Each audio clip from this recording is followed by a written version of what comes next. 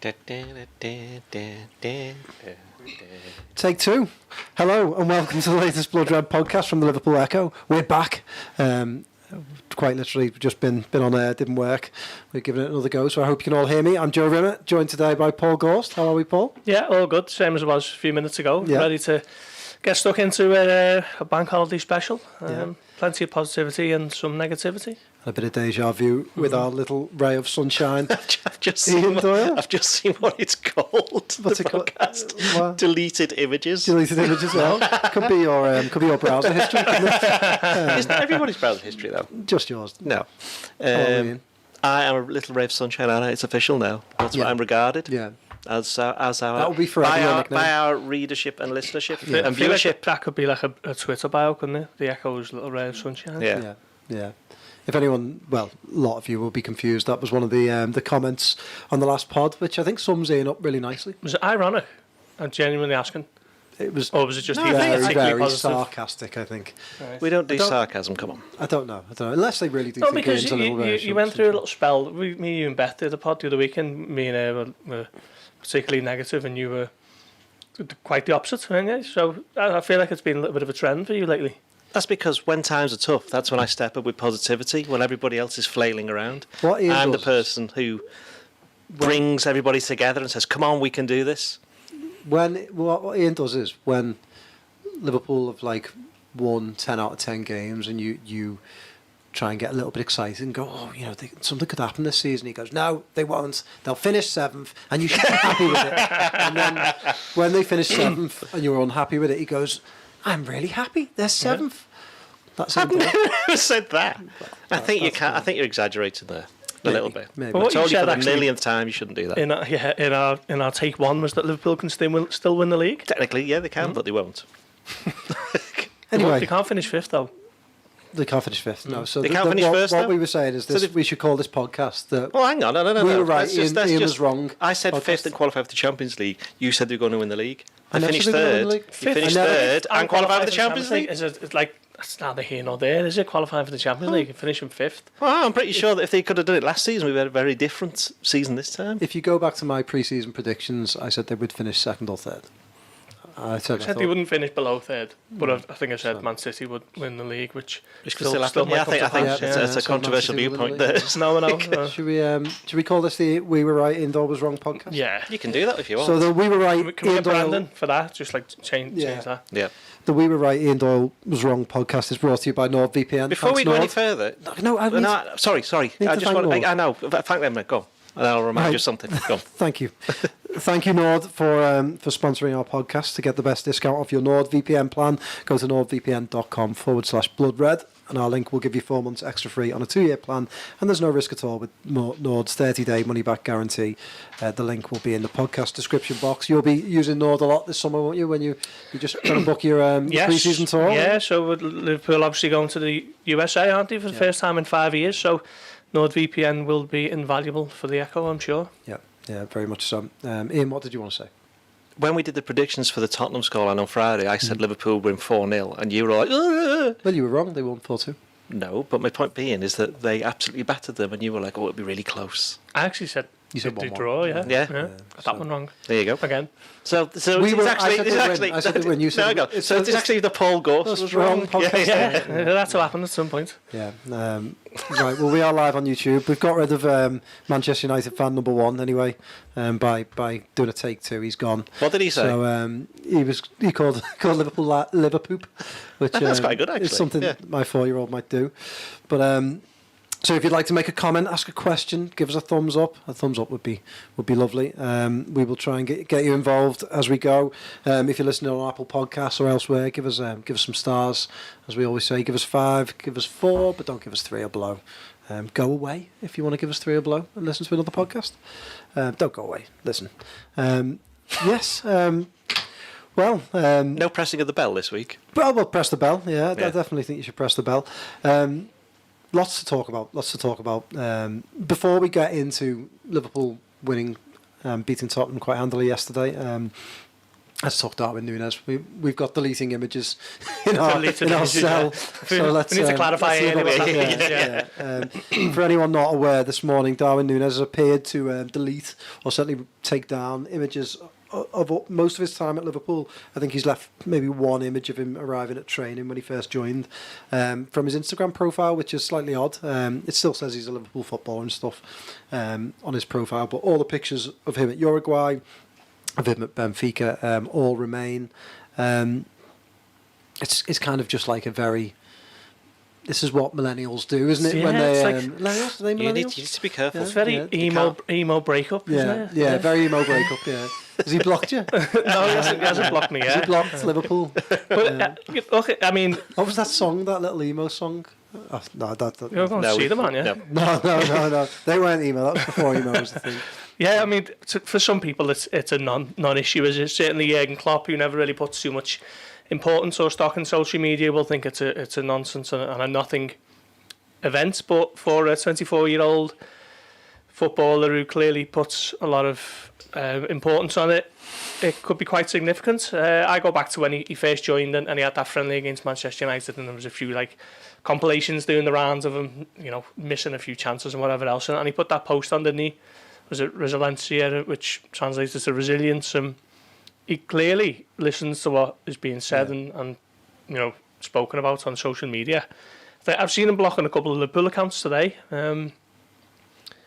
So clearly he's scrolling and seeing what's being said of him. So, look, I'm sure the critiques have probably veered into abuse at some point, and it's got the better of him, and he's decided to, for whatever reason, he's deleting the images, and not really sure the intention behind it, but it doesn't look too great, does it? But on the flip side, you can also argue that maybe it's not a major deal. It depends very much on how you view social media.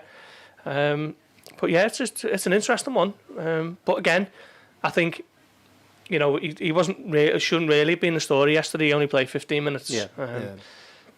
Straight offside, laid in Mo Salah, could have laid in someone else towards the end of the game. Gakpo it was, yeah. Could have scored. Vicario flew out of the traps, and that's kind of how it's been with Nunez. It's like he nearly does it, but doesn't quite. And that's been the story of he's been a Liverpool player 2 years next month, and you're still waiting for him to catch fire. And you can see the potential, but you can also see what needs to be worked on. And at a certain point, you're asking, will we ever see this player who we think he can be? And I think that's a fair question to ask nearly 2 years in. Do you think we'll ever see the player that he can be? Well, what player can he be? I think that's the problem, isn't it?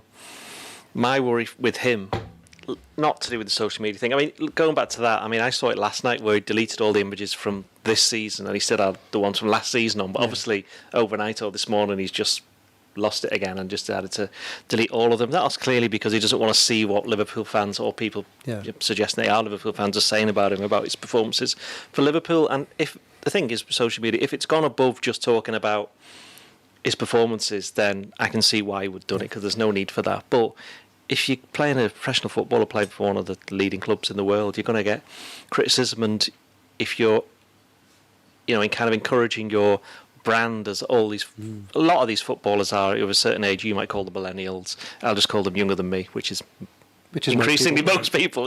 That's just par for the course. They're used to it. They've been brought up with it, whereas the likes of us haven't. But that doesn't necessarily mean that you should have to put up with it.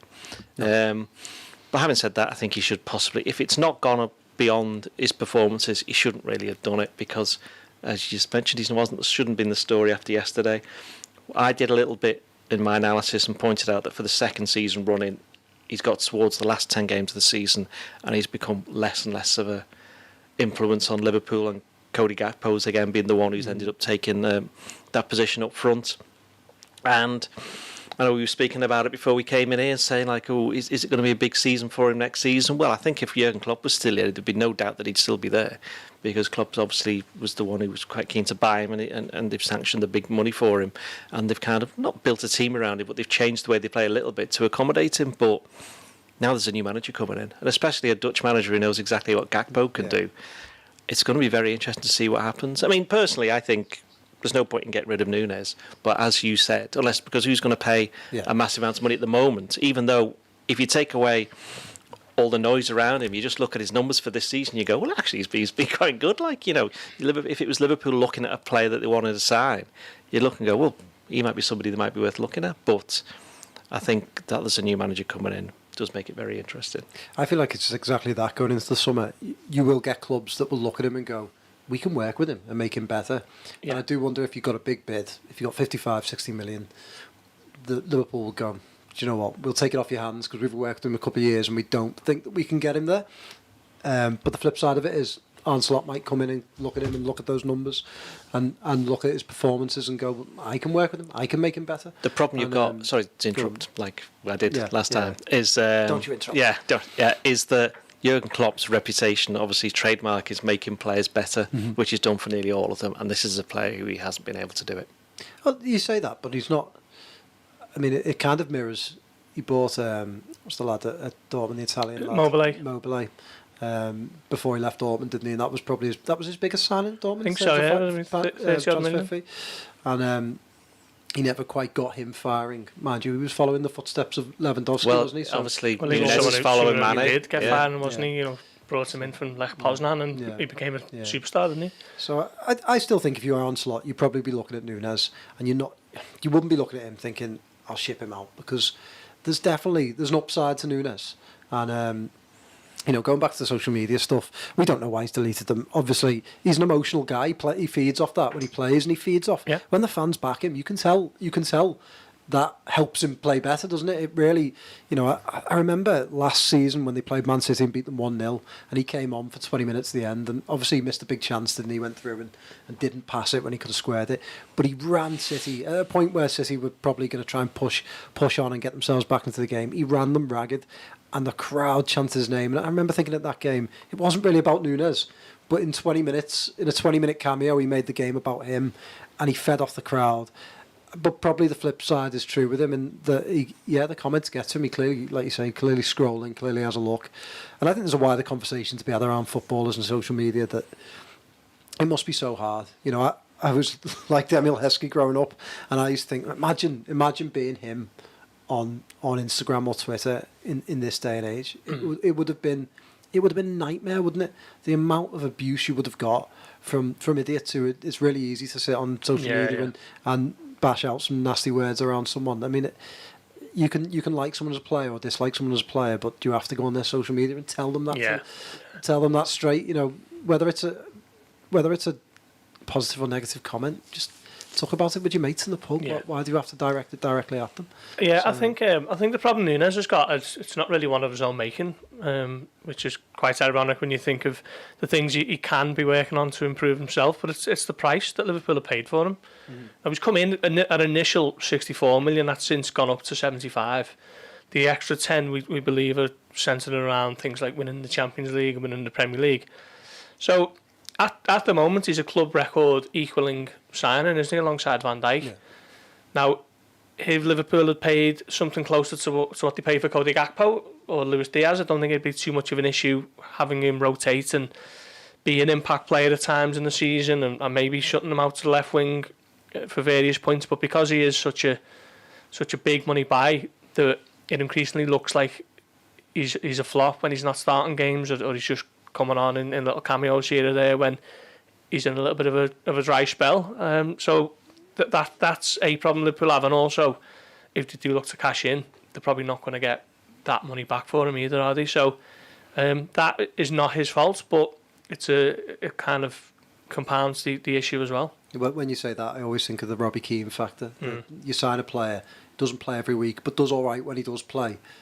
And then almost like the pressure from outside says that they were a flop. And I always go back to that half a season when I think if they'd have kept hold of Robbie Keane, they might have won the league. Yeah, definitely. Because it's all right for Darwin Nunez to rotate in and out when you've got other players scoring goals and playing well like they did yesterday. The thing about Nunez, though, what we've not mentioned is the fact that he might not want to stay. No, maybe not. And maybe this is a sign of that. He just doesn't want to cope with it anymore. Yeah. Go to a Spanish-speaking country. Yeah, it would be easier for him, wouldn't it? Yeah. Weather would be nicer. Which is fair enough. And it would probably be less less pressure? Could he go to, I don't know, Atletico Madrid, somewhere like that, which is a top team, but it doesn't really have the pressure? Is a very good shout. Yeah, they were actually after him at one point before Liverpool stepped up their efforts. But that's another thing that we forget, don't we? And again, like the social media response, people will criticise him for it, and they'll talk about immaturity. Well, this is a 24-year-old man. Like he's so young. I mean, I think it's so easy to forget the types of things and stuff that you did when you were 24. Yeah. He's not. If you take that amount of abuse, which I guess, we're still speculating, but I guess he's gotten a bit of abuse on social media. I mean, all players get it, so it's going to happen. But like, it's just pretty normal the way he's reacting, and yeah, it'd be pretty normal that he hasn't adapted to life on Merseyside and wants to go and move to a country where he speaks the language. The weather's a bit better. Totally, I wouldn't blame him one bit. I'm not sure whether Barcelona have got the money for him though. No, well, just find on the social media thing is that we have it to a certain extent here with our journalists, the younger ones. They have to cope with they've written something, and so if they're getting it to a certain level and they are just journalists who aren't heroes to anybody, what's it like for somebody who's got millions and millions of followers getting that, open up his phone and then seeing how many things, not just like you are very bald and your ratings are terrible. But it's difficult, isn't it? Because I can understand why they go on social media, because they want to be a brand, don't they? They want to get the best boot deals, they want to get the best sponsorships, they want everything on social media does these days help them become a bigger brand. But I'd love to see some more footballers buck the trend and just go, I don't want social media. When I walk away from the pitch, I can send pictures of the nice things that I've done to my family and not worry about putting that out to the world. But they must do. We see so many times that the old tweet something like. But then you're just becoming a slightly old man there with that, I would say. Yeah. I would say everyone lives their life. I'm on social media, But posting images of cups of tea and then trying to rank people on their tea. they deserve that. Sam Carroll deserves every view he gets. Yeah, you've never had to work. Well, you have, but the people listening, they've never had to work with Sam Carroll. No. He deserves everything he gets. Liverpool do a lot of work around helping their young players know the pitfalls of social media, and they accept that it's something that they all want to be on, but they do, bring in external kind of speakers on the dangers of it all and so on. Not sure how much that extends to the seniors in the squad, but I certainly know it happens at the academy. So it's something that they do talk about. But yeah, it's at the end of the day, these are young men, aren't they? You can see why they have social media in the same way anyone else who's in their early 20s would. But not everyone who's in their early 20s has got 10 million followers or whatever. And I think it was slightly interesting that Emma Hayes, obviously the Chelsea women's manager, she kind of suggested that that's kind of creeping into the coverage, not the coverage, but the way women's football is seen, where because the pressure's increased a little bit, that one or two players are starting to see some negative comments on social media and they're having to deal with the same thing. So maybe it's not a football thing, it's just a human thing. Yeah, it's one of them, isn't it? You can try and block out all that noise as much as you want, but when you see negative comments, you can't help but look, can you? It's sort of like, it's just human nature. So I actually blocked someone on Instagram yesterday. Did you? First time I've ever done it, yeah. Ian? No, it wasn't Ian. No, I've unblocked It was Theo, wasn't it? No, it was Echo related actually, and so I was like, I'm blocking him. Yeah, no, to him. So that's down to 48% of the world's population. Yeah. I think we all just need to be a bit nicer to each other, don't we? I think. Yeah, we do actually. We do, So you need to be nicer to me, especially on this podcast. Okay. Thanks. And you'll be nicer to me, not tell me to stop speaking. I didn't say that. I haven't finished speaking. Yeah. You'd interrupted me. Well, that's what a podcast is all about. Right, well, Liverpool did win a game yesterday, quite comfortably, for a little bit anyway. 70 minutes, yeah. I thought watching yesterday, it was the game that summed up Liverpool's season. Sublime at times, some great goals, a lot of happiness and positivity, and then a period of total chaos in which they completely lost their game management. Yeah, I mean, just lots to unpack, but what were your all-round thoughts on it?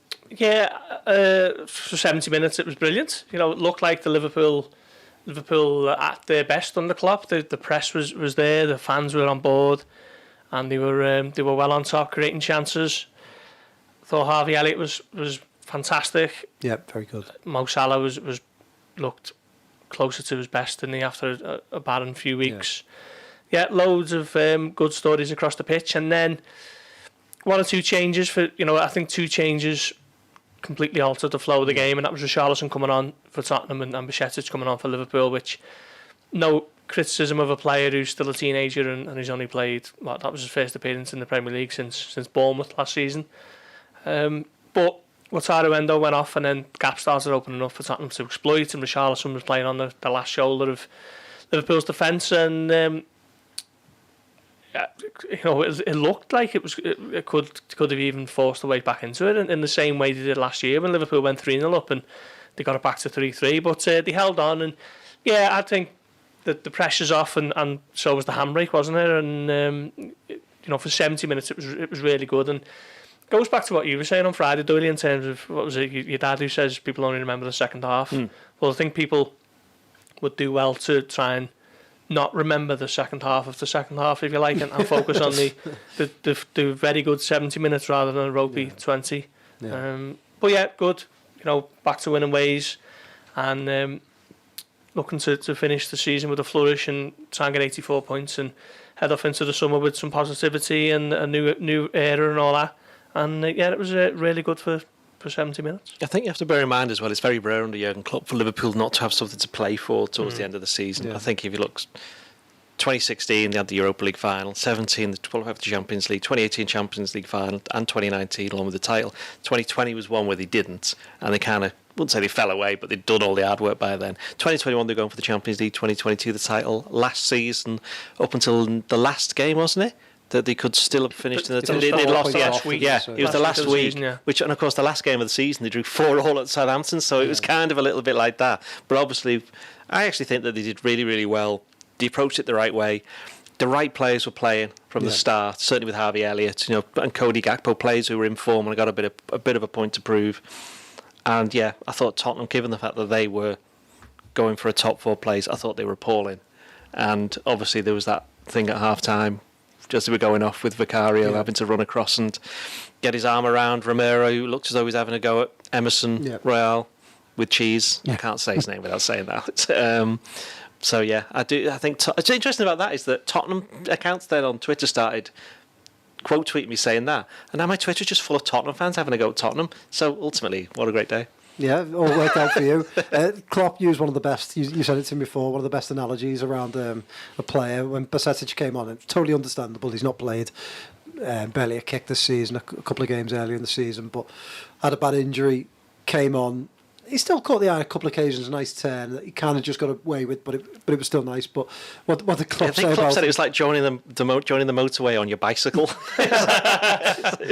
It was like, oh, yeah, he's not played for quite a long time, and it was obvious. And, of course, the timing of it. The rest of the players had taken the foot off. And Chelsea just brought... Chelsea. Tottenham had just brought on all of the better players who weren't fit enough to start, and their performance level changed a bit. And obviously... I mean, we've seen loads and loads of games where someone's been 4 or 5-0 up, and then they make a little bit of an effort towards the end, make it 4-2 or 5-2 or whatever. They did it last week, didn't they? Exactly, that was even closer, but you never thought they were ever going to get anything against Arsenal. You never thought they were going to get anything against Liverpool. Yeah. It's been Cody Gakpo played very well yesterday. It's been a funny season. I think for lots of these players, Darwin Nunez, certainly, you talk early and mid-season, we were talking about Nunez starting to fulfil his potential at Liverpool. Gakpo kind of ended last season really, really well, and then had a bit of a slower start this season, picked up, slowed down again. But again, yesterday I felt like we saw from Gakpo all the qualities that he had. He's not exactly like Firmino, but I think of all the forward players they've got, he's the most like Firmino, and that he drops a bit deeper, he brings all the players into it, but he does have a goal threat with him, and I thought he played really well yesterday, and gave a good reason for maybe looking into next season why he could still be a very valuable player. Yeah, it was a really good goal, wasn't it, in terms of getting above the defender and old style being too big and too powerful and heading it home. And what I like about him is his touch is always assured, isn't it? No matter where he takes it, back to goal, takes it on the wing. It's always assured, and he gets it under control, and then he motors with the ball. Gakpo, at least once a game, he's got players hanging off him, trying to hold them back, and he just shrugs them off, and he motors on. A great example of that was right on the stroke of half time when Vicario just beat Salah to it, but he turned and released him with a really good pass. He's. I think he's been good in the last few weeks. Really, he's sort of just stayed at his level while everyone else has dropped around him, and I think, 15 goals now for the season? That's a really decent return across all competitions for someone who isn't a regular, and when he is, he plays 3 or 4 different positions. So, something for him to build on now for the rest of the season, and he's got the shirt, hasn't he, to be fair to him, down the middle. So, really good. That ball for Salah was excellent, and his goal was superb. Yeah, I remember us having a big debate on the podcast probably a couple of months back about Gakpo's future. I would quite, I think 15 goals for a guy who doesn't start every week, I think it's really good. I think he's still young, he still could get better, but he's senior enough to bring quite a bit of experience. I don't think you were on that pod. Whether you stand on Cody Gakpo, are you a fan? I am, actually, and I do think that I reckon going forward there is genuinely, he is the reason why there might be a big decision to be made over Nunez, because I think in a weird way Nunez has got in the way of Gakpo, by which if Nuno didn't play for Liverpool, Gakpo would be the first choice number 9, and Liverpool would play in a certain way. But obviously Nunez is a different kind of player. Nunez could play on the left, for example. But I saw, was it Josh Williams, wasn't it? He put out a tweet during the game, our former colleague, and he said that the goal that Salah scored, that's what happens when you play Gakpo on the left. But I actually think he's able to drift off the centre forward role, not only drop deep like Firmino did, but he has that ability to go out to the wing, which makes him a little bit more versatile in that respect. As you said before, he's not a similar player in overall to Firmino, but if Liverpool wanted to play that way with what was historically called the false 9 position, I think Gakpo can also just stand up there because he's quite tall. He's doing it in the first half, he's winning a lot of headers, and he did a little bit in the second half as well, so he's capable of doing that. And I think that, as with last season, he's finished strongly. I think last summer Nunez did very well during the summer, and I think that's why he ended up starting the season. And also Gakpo had to play in midfield for a bit because of the lack of players and injuries that Liverpool had, and Endo hadn't got there at that point, or certainly hadn't been playing by that point. And I think that put him back a long while. And I think the other thing with Gakpo is that he's always fit. Yep. Yeah. I think Klopp's admitted a couple of times now, hasn't he, that putting Gakpo in midfield was a bit of a mistake on his own part. It was always when Liverpool were trying to do a little bit of a blitz the opposition type of thing, and it never really seems to work, that 4-2-3-1. But there's no doubt he's best suited up top, and you can have the debate over whether it's through the middle or off the left. He obviously made his name at PSV in the wide position, didn't he? And with Holland, tended to play more centrally for Liverpool, but he's versatile enough to for that to not be too much of an issue, I think. Yeah, Mohamed Salah scored. As we knew he probably would today, and he'd caught the headlines in the week.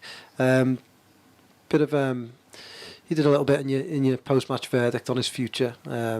Obviously, this week we found out that Liverpool are unlikely to sell him in the summer unless he sort of forces his way out. He was very much appreciated by the COP. Do you think all the foundations are there for him to at least do another year at Liverpool? Yeah, I think so. I'd see no indication that he wants to be anywhere else as the kind of new regime ushers in. The issue for Liverpool, I guess, is can they get him to the same contract he's on now for another year or two? Because he's not going to want to take a pay cut, is he? But Liverpool are hamstrung in the fact that he's already the highest earner of the club by some distance, and you don't tend to give pay increases to players who are heading towards the mid-30s. But yeah, yesterday he did have a bit of a point to prove, didn't he, I guess, after what happened last week at West Ham. But also I think he benefited massively from not having a midweek game. That was his first minutes for 8 days, and he only played 10-11 minutes against West Ham, didn't he? So yeah, he was involved in all the goals, really. Great header. Keeper might have done better, but neither the second one. What was the second goal? He had the shot and it came up. Yeah, that was it. It was a really good piece of play, but in the build up to that, great ball from McAllister around the corner to Trent. Yeah, and the third one, He's obviously chasing Royale and putting him under a bit of pressure before Elliott takes over.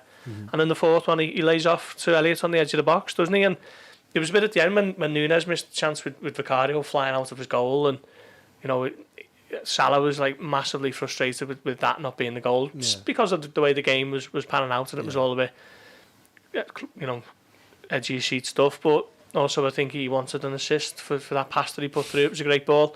He's become a creator, hasn't he, as opposed to just being a goal scorer. And yeah, like I said on Friday, I'd suggest that he's the biggest or best player that Arne Slot might ever work with. So I imagine the manager will be keen to keep him within the ranks, and certainly that's one of Richard Hughes' first tasks, to see what the lay of the land was with Salah and Rami Abbas. I saw a little bit of chat this week about how a lot of his metrics in terms of his dribbles and his take-ons and his sort of his pace and all that were down.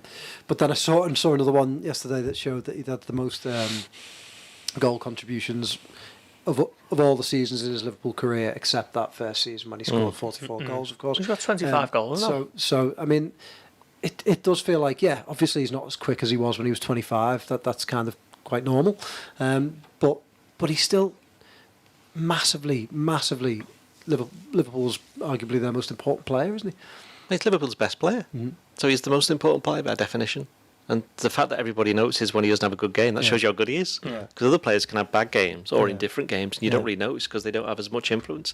Partly because of the job they do for the team, but mainly because they're not as good as Salah. Yeah.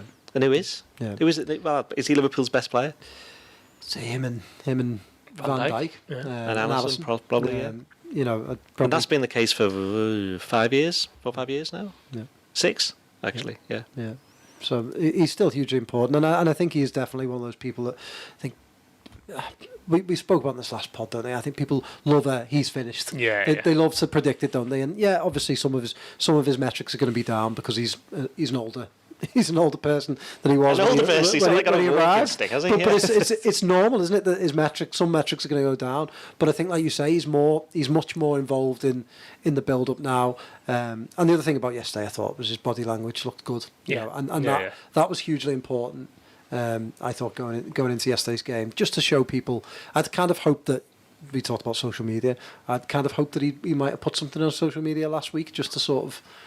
But he said that there will be fire if he spoke about it. I know, but a little hint last week that all was okay. It was just something in the moment. I was looking forward to him walking through the mix zone. Actually, he obviously wouldn't have stopped, but it would have been nice to have seen a smile on his face and how he might have replied this week, but it wasn't to be. Did he disappear out the back door? Did he? Yeah, he dropped the shoulder on us as usual. I want to read some comments about Nunez. Loads of comments coming in about Nunez. Okay, go on. Thought I would read them. What's going on with Nunez? He needs to stay. I believe he's got so much more to give. Then, do you guys think that Darwin Nunez will ever improve in front of goal? I'm not sure he will. Alan, I probably agree with you. That is also a failure of the coaching staff, though. I think if that doesn't improve, I always remember Calvert-Lewin at Everton when Ancelotti got hold of him and basically told him to stay within the width of the penalty area. Don't be going trying to win flick-ons on the left wing and whatever. And he had his best season he ever had at Everton, and he was getting tap-ins, and he'd become a real poacher, didn't he, and an aerial threat. And I mean, Nunez hairs after it, doesn't he, all over the pitch, and that's part of the reason why those who love him do love him. But I think there's a lot to be said for just staying in the area and looking to finish off the big chances that Liverpool tend to create. Another person says, I doubt this person can learn anything. He should be expelled from the club as soon as possible. Expelled? Yeah. At least suspended first before you get expelled. He has to do lines first, not detention. Yeah. Nunez needs time and maybe more. Move out to the left of the front three and the goals will come. Nunez will stay. I can't see Slot wants to get rid of him unless we have a deal lined up for another number 9. Nunez deleting images says a lot about him. Ian deleting images says a lot about it. There's some other good ones. I think Nunez will smash in 30 goals next season. We'll see a different player. For who? Darwin's got till January, I reckon. Then they will sell. I think he will leave. Darwin on the left wing, Jota, Salah up front front three next season. So Liverpool have given themselves a little bit of breathing space by the fact that he's got a 6-year deal as opposed to the usual 5. Yeah. So his value isn't decreasing too much the further he gets into it.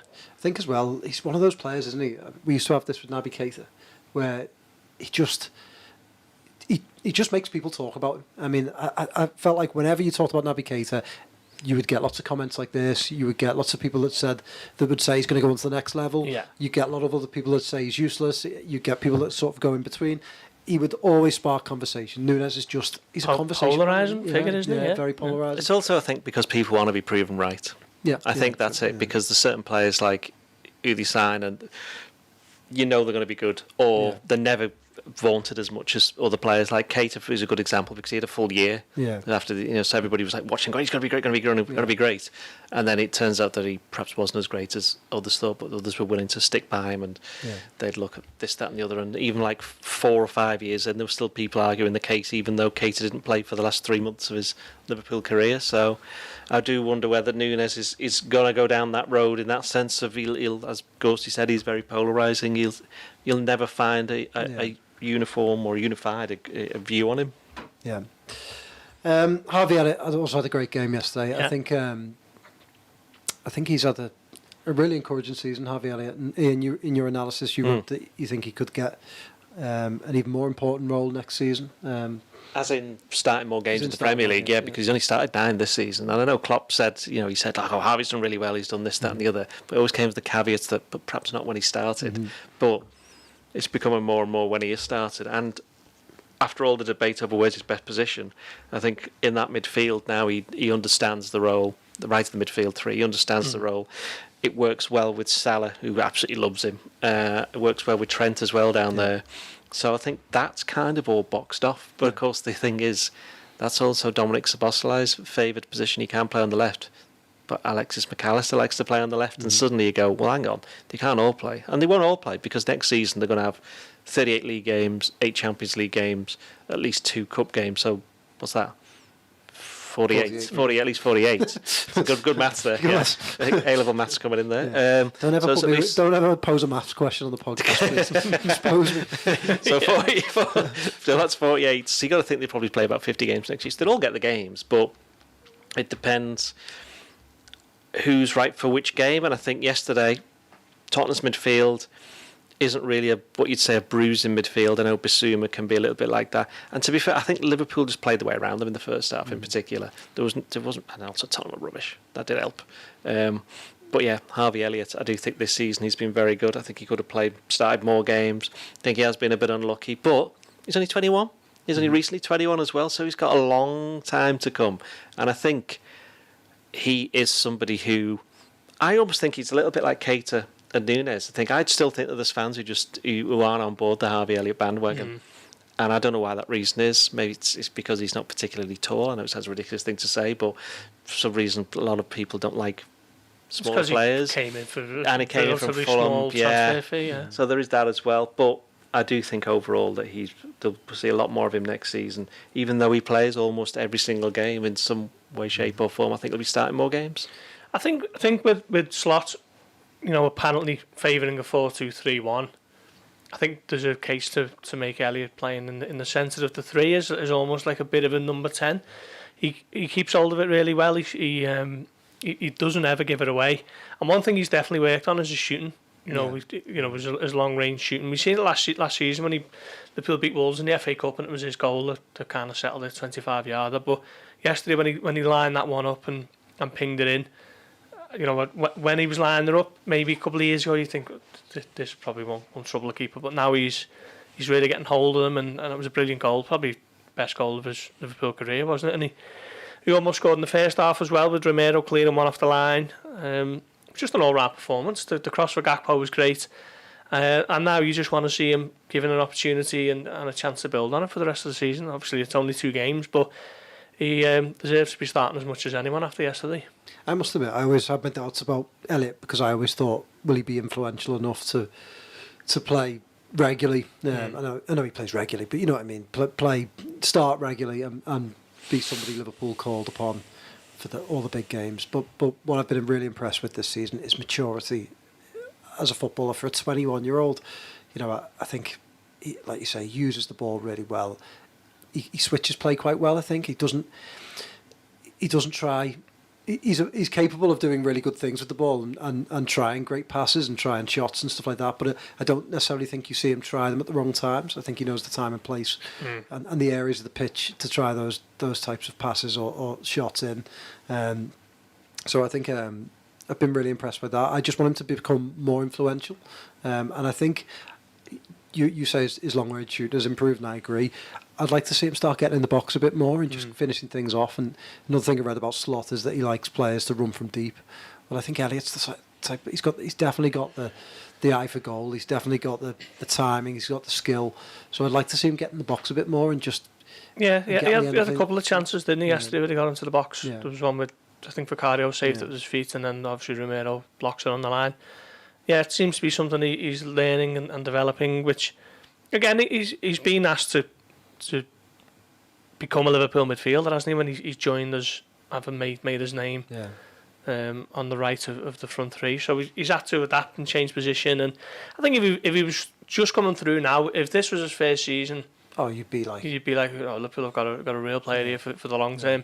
Perhaps his previous years have somehow counted against him. I don't know why. But 5 years at Liverpool already, and he only turned 21 last year. And a season that was on loan, and a season that was injured. He's had over 100 appearances. Clearly, Jurgen Klopp is a massive fan, and it'll be interesting to see what Slot makes of him. I think what I like about Elliott as well is that the goal for Gakpo summed him up in the sense that he won the ball off Emerson Royale. Yeah. And I think that's one thing that he's got very much in his game, is that he's quite willing to just do the dirty work as well. And I think that's why Klopp likes him. And and again, sounds a bit of a daft thing to say, because he's still so young, you just still get the impression that every single time he's on the pitch, he's like, great, I'm on the pitch, I'm playing, I need to do something. So he's still got that kind of enthusiasm that perhaps an older player doesn't have. Yeah, you can tell his teammates love him as well. Yeah, well, when he scores yesterday. Remember remember when he scored at Rangers last season, when they were waiting to check whether it was VAR, and Salah was like that old of him, I think it was. But you know what, funny enough, I'd love to see, I don't want him to sign there, but I'd love just to see him at Man City, to see what type of player he would be there, because they obviously play with a lot of sort of smaller, diminutive players who can affect things in the final third. And I feel like Elliott could be that player for Liverpool. I just want to see him exert a bit more influence, and I thought he did that yesterday really well. Really fascinated to see what sort of player he becomes under Arne Slot. Just a quick word for Stefan Bajcetic. Obviously a difficult cameo, but somebody that Klopp, I think, name-checked recently, didn't he, in terms of Slot's, Slot's squad going forward, as one of the players with really high potential. He seems to be someone that Klopp likes a lot. It's difficult for him yesterday. Obviously his first Premier League appearance since that defeat at Bournemouth, well over a year ago now, 15 months nearly. Only played twice this season otherwise, in League Cup win against Leicester, and he started at right back against Lask, didn't he, way back in September, I think that was as well. So asking him to come on, I could see the wisdom in putting him on, 4-0 up, give him 20 minutes, and a useful step forward, because he's only played a few times for the academy, hasn't he, never mind the first team. So I could see the wisdom in it, but it's just an unfortunate set of events that Tottenham started to get back into the game as a result, and of course little gaps were opening up that weren't there when Endo was on the pitch, and wouldn't really say it was all Bajcetic's fault, but that did contribute. But at some stage you've got to find the minutes for him, because otherwise he's just going to go into pre-season having not played any significant football at all for nearly 18 months. But there's a player in there, no doubt. I think he showed that last year, didn't he, when Liverpool's midfield was crumbling, and he sort of came to its rescue around about the February time, and was a fixture then for 5 or 6 weeks before the injury. So he's definitely a player with a big future, and it'll be all he has to do really is just make an impression in pre-season. Doesn't have to do anything now between now and the end of the season. Well, not get injured would be. Well, yeah. Some of the good performances, Robert's Endo were very good, but I feel like you might want to say something about Jarell Quansah. Yes, Quansah. I thought in the second half, when Liverpool started flapping about a bit, I thought that he was actually very, very good, and he was the one who kept composure, and it was Van Dijk, the one that was kind of not so much dragged out of position, but he seemed a little bit affected by Richarlison, and I don't think Quansah was that particularly fussed. And I thought he'd done okay in the first half as well. I think I mentioned to you there was one pass from Trent, wasn't there, that when Quansah went on a run, it was basically Trent just put the ball in front of him enough as if to say, go on, get going. So he made him... got the Rolls Royce out. Yeah. So I do think he's somebody who, we've mentioned this quite a few times now recently, he's in that team on merit. He's playing better than Konate.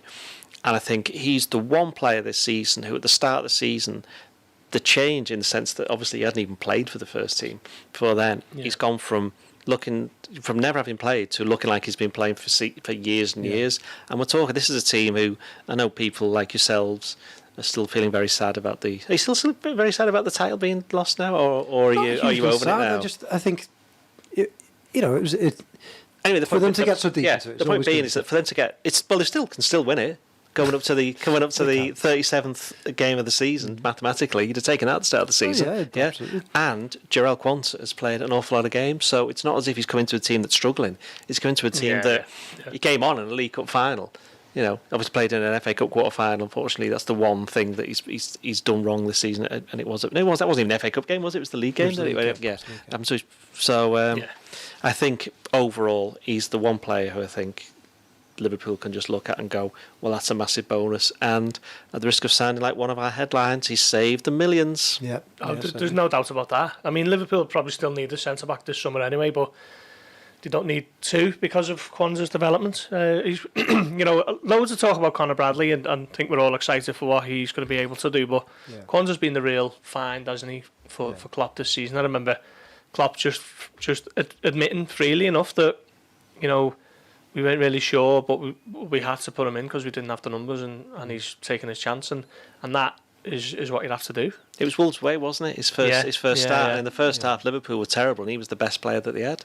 That's always a good sign. I was reading the interview with him from Sunday morning, and what struck me is that he said that he used to be quite nervous when he made mistakes. He seems like the most chilled out entertainer. The most chilled out centre back. He's got, just like Van Dijk next to him, that calmness. I mean, the tackle on Son was just Bobby Moore-esque, wasn't it? It was just and the way it was done in such a casual, win that back, play it out. That danger's gone, and he's had that about him all season, and his passing as well. I thought from the moment I saw him, I thought the way he zipped passes around was just sort of caught the eye that you don't really see, certainly young centre-backs. Young centre-backs usually come in and they're good in the air, they can win a tackle, and they've got the enthusiasm, but they don't necessarily have the real class that I think separates the absolute best. And he had that, and he seemed really cool. I thought that was interesting that he said he used to get very nervous. So if he's got beyond that, or still does get nervous and doesn't show it, then he's done very, very well. He's fortunate as a centre-back that I think earlier in his career he played in midfield and possibly even further up front, that he looks quite graceful on the ball. And I think as a centre-back, that's quite a rare quality, because you normally have the other type of centre-back, which is Jamie Carragher, John Terry, Konate to a certain degree. And then you got the other one, like, Van Dijk's a slight one-off, but he's kind of more towards that, but he's more Rio Ferdinand-esque in that way. That's a good comparison. I remember seeing him in the Youth League last season, and he was always, I wouldn't say he was outstanding, because I think most of us are sort of looking at Ben Doak, but he was a big reason why Liverpool was so good in that competition. But it was because he was physically a lot bigger than some of the strikers he was coming up against, and then you think, well, he's going to have to play against, the senior men's side of things at some point, just to test them a bit further. Went on loan, didn't he, with Joey Barton at Bristol? I always get mixed up, was it Bristol Rovers? And then come back, and I think he surprised everyone that he's now become a quality Premier League centre-back, hasn't he, in such a short space of time. The only good thing Joey Barton's ever done. Yeah. Fair play to him. No, not fair play to him. Stumbled on it. Let's not give him any credit. Sorry, one last thing before we finish off. You spoke to Virgil van Dijk in the mix zone yesterday.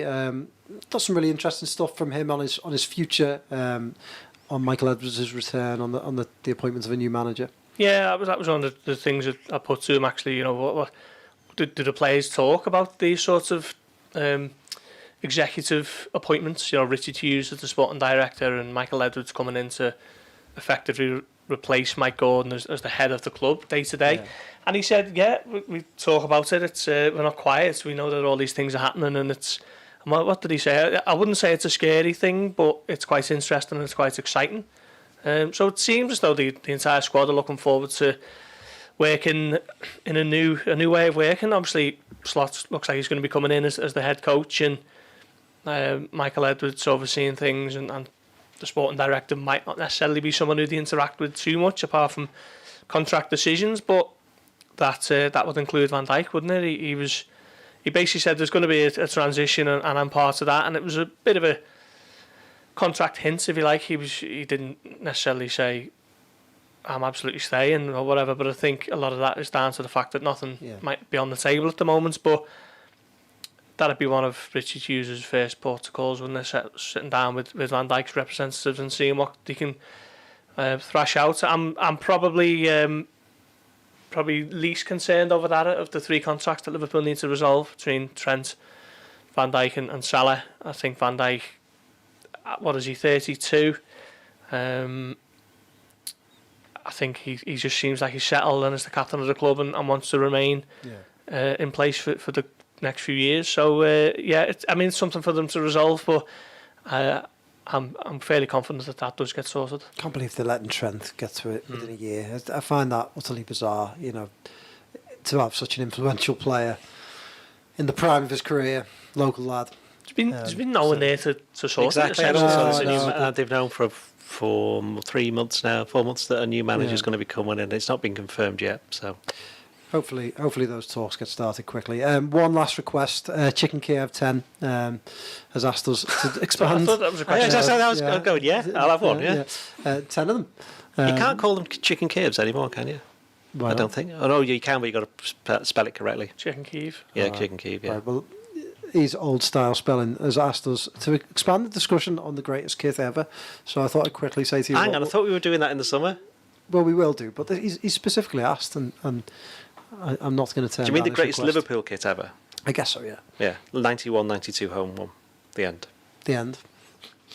Do you know what? I'm one of these boring people who only like a kit when Liverpool have had a good season in it. I think that makes a difference, doesn't it? I mean, there was an away kit they had a few years ago that I loved. It was white and pale blue, but I just associate it with getting beat at Old Trafford. Yeah. Hodgson and Dalglish, wasn't it, that season? Yeah.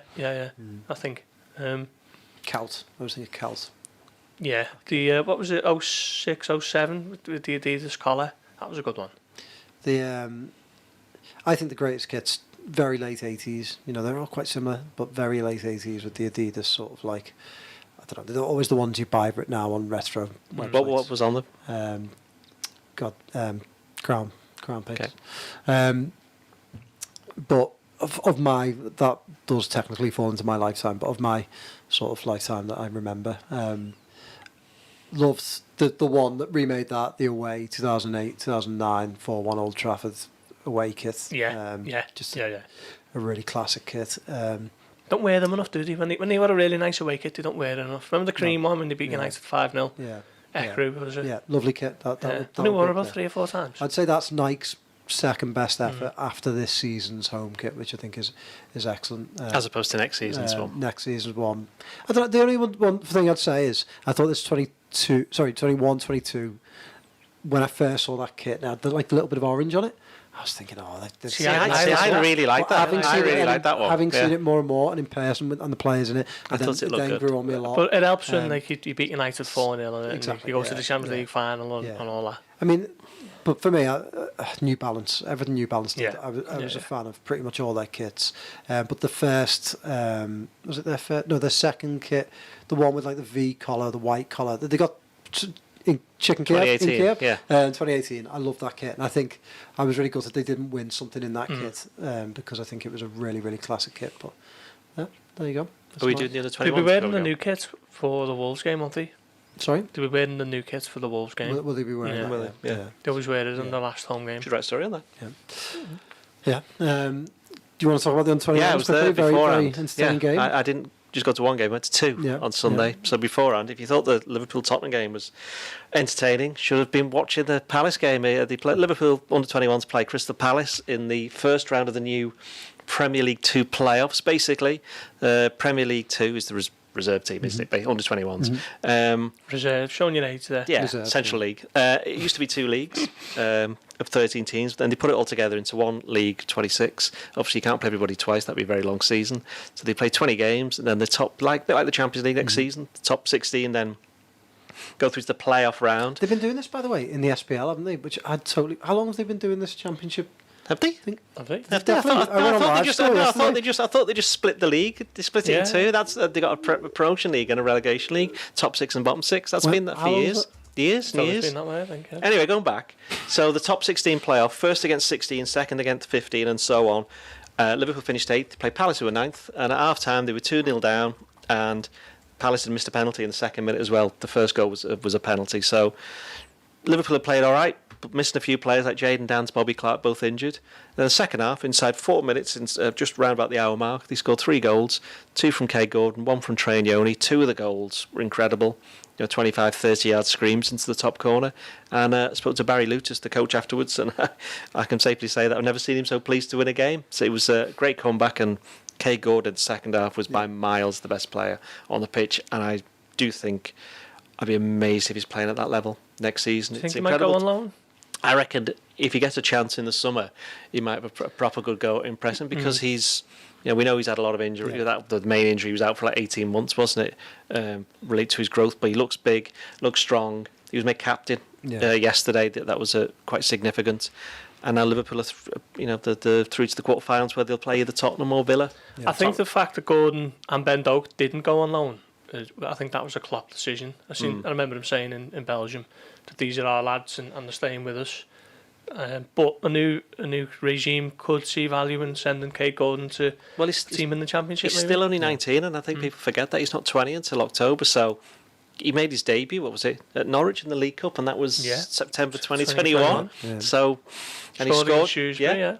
And started the League Cup semi-final at Arsenal. Yep. Yeah. So he's obviously played well. Yeah. Played well. So he's a player that Liverpool have known. Obviously, he's been on the books for 4 years.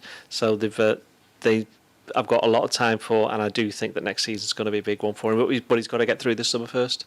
You should brace it. I will do, don't worry. I'm in the middle of it.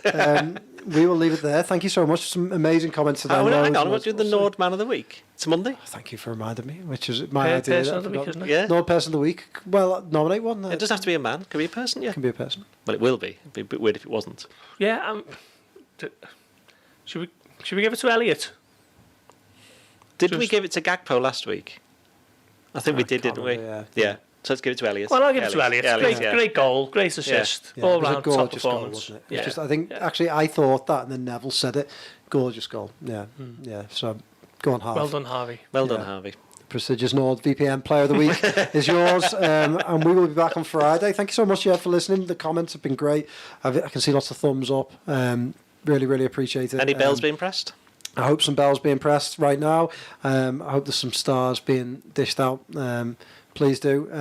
Only 4s and 5s, though, don't forget. Yeah, and join us again on Friday for the reaction to this. A look ahead to Aston Villa, the penultimate game of a very interesting season. We'll see you then. Ta-ra.